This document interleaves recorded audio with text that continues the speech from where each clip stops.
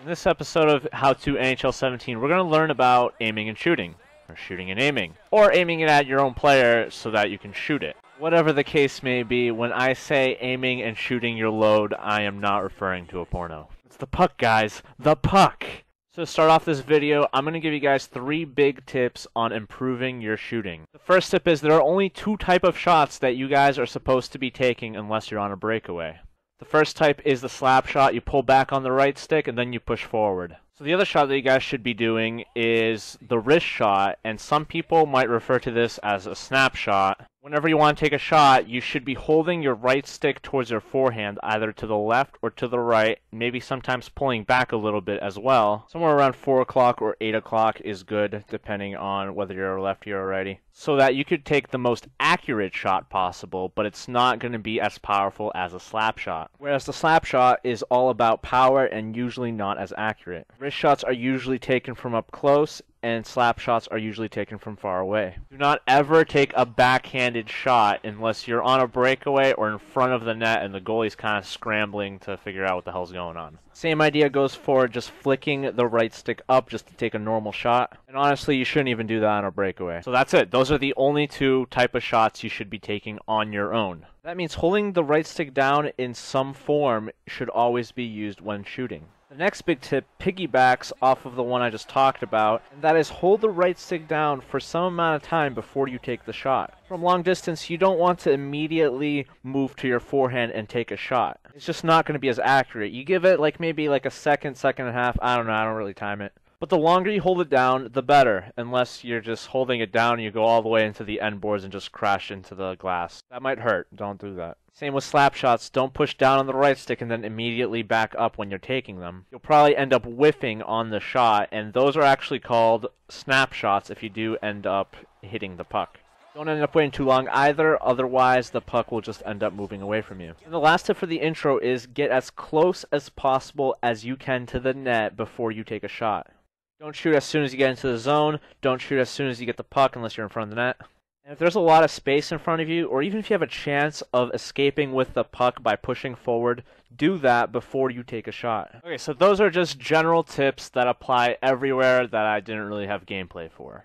Next, let's talk about aiming the puck, and that's done with the left stick. So while you take the right stick to determine what kind of shot that you're going to take, the left stick is where your shot is going to go. So you're using both the left stick and the right stick when you take a shot. This is a pretty popular picture that's been floating around Reddit and the internet with regard to shooting. The net is a rectangle, not a square. Aim accordingly. So you should be holding your right stick more towards the middle to try to get more accurate shots. If this helps you, well, thank the internet. But I'm not so sure if this is what I've been doing. And I also don't think that this is 100% true. Maybe it's because I felt like my shooting and aiming was fine before I saw this picture.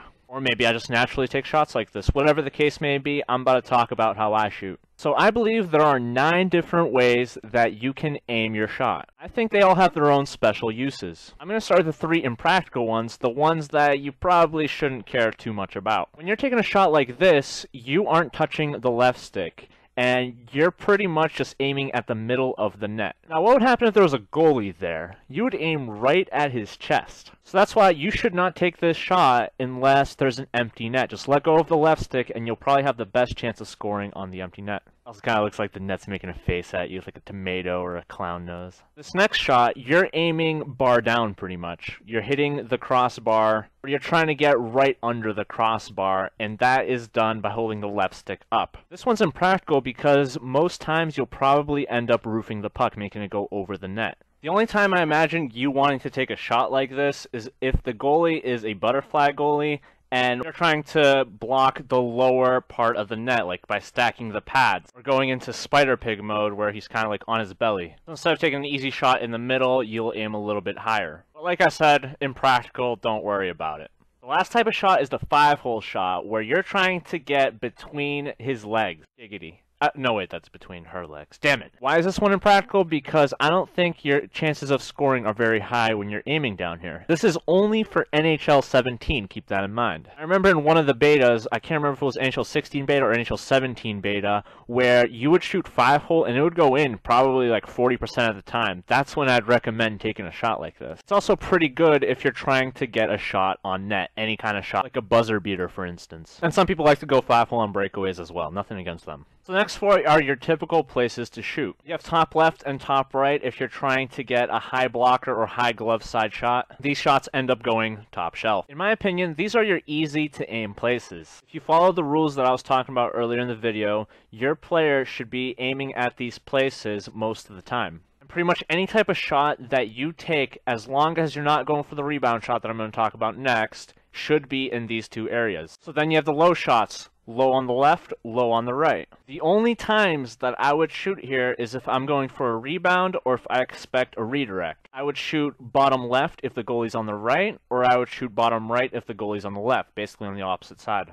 And of course, I should only be going for a rebound if I have a player nearby ready to pick it up and score a goal because of it. The other scenario that I was talking about is if I expect a redirect. And basically what that means is if I'm by the blue line, for instance, and that's the offside line in case someone doesn't know what I'm talking about for some reason. I see a player wide open on either side of the net, either on the left or on the right. I can shoot towards him or at him and hope that he catches the puck with his stick and aims it at the net.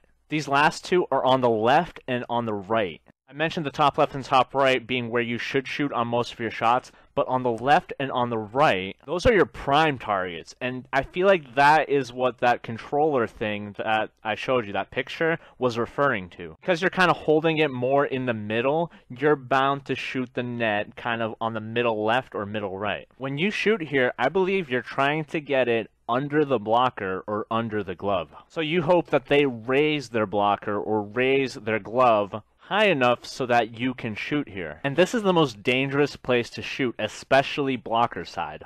As long as you don't hit their armpit or miss the net, you'll have a really good chance of scoring. So that's just what I believe in versus what other people believe in. Now, there's a secret 10th type of shot that you can take. And that's right there. You aim it directly at Brent Burns' glove because this is what happens. He snatches it out of midair like a champ. Okay, so that is all about aiming. Now, I have specific clips here about different scenarios that I want to talk about. This first one here is keep track of the puck. The puck's going to bounce a lot. It's made out of rubber. As soon as you see your indicator highlighted, that means you have the puck and you should just push up on the right stick and just see what happens. That's only in front of the net, of course. So this is going to be another case. I'm going to aim one way, but it ends up hitting me. I pick up the puck again, and so I'm going to take another shot immediately. Notice where I aimed. I aimed left because that's on my forehand side. It's the easiest type of shot to take, and the net was wide open. Here's another example. I call this reacting to dynamics because this isn't something that you really prepare for. You don't expect it to happen. Pick up the puck, you see a wide open net, you shoot at that wide open net. You don't shoot at the goalie, you don't shoot way out at space, you don't shoot the load at your girlfriend.